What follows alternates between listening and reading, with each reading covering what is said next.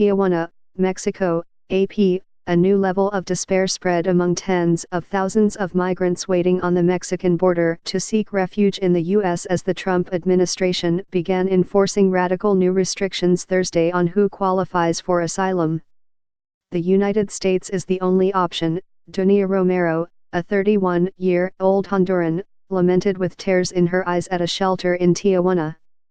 She said she packed a bag and fled her homeland with her two boys, ages 7 and 11, after learning that her abusive ex-husband, a powerful gang leader, was going to have her killed. The new U.S. policy would effectively deny asylum to nearly all migrants arriving at the southern border who aren't from Mexico. It would disallow anyone who passes through another country without first seeking and failing to obtain asylum there.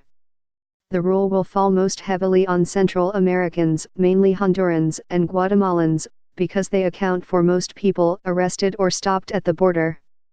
But it also represents an enormous setback for other asylum seekers, including large numbers of Africans, Haitians, and Cubans who try to enter the United States by way of the Mexican border.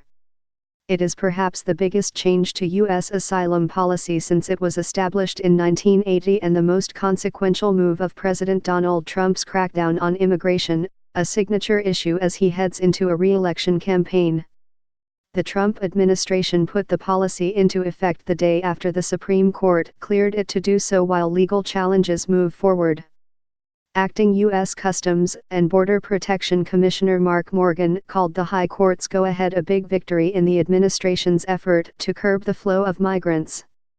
Migrants and their advocates decried it as tantamount to a death sentence for many of those fleeing poverty and violence in their homelands. Jessica Collins, a spokeswoman for U.S. Citizenship and Immigration Services, the agency that handles asylum cases, said it will be retroactive to July 16, when it was announced. Collins said it will help remove one of the factors that impel people to set out for the United States, leading to fewer individuals transiting through Mexico on a dangerous journey. An unprecedented surge of asylum-seeking families from Central America has overwhelmed U.S. authorities during Trump's tenure, prompting the unprecedented response. Under another Trump administration policy, introduced in January, more than 40,000 asylum seekers have been forced to wait in Mexico while their cases win through the clogged American immigration courts. In Tijuana on Thursday, Ngo Elia Takara of Cameroon stood only steps from the United States, frustrated after learning that he could be blocked from getting in. He has been waiting for 2 months in Mexico for his number to be called so he can submit a request for asylum. The 28-year-old furniture maker said he left his war-torn African homeland after being jailed by police for being part of the English-speaking minority. He was released on the condition that he leave the country or be killed, he said. He said the military burned his family's home, killing his mother as she slept. As for the possibility of being turned away by the United States, Takara said, "I can think of that. In the U.S., I know I'll be protected," he said. Many asylum seekers denied refuge under the new policy will be placed in fast-track deportation proceedings and flown to their home countries at U.S. expense, authorities said. Some seeking refuge may get to stay in the United States through other legal avenues, including protection under the United Nations Convention Against Torture, but the threshold to qualify is much higher.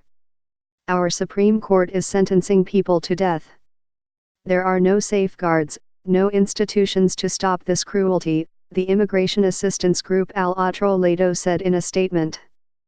The Mexican government likewise called the High Court's action astonishing. But Morgan said migrants with valid claims should instead be seeking asylum from the first country they come in contact with.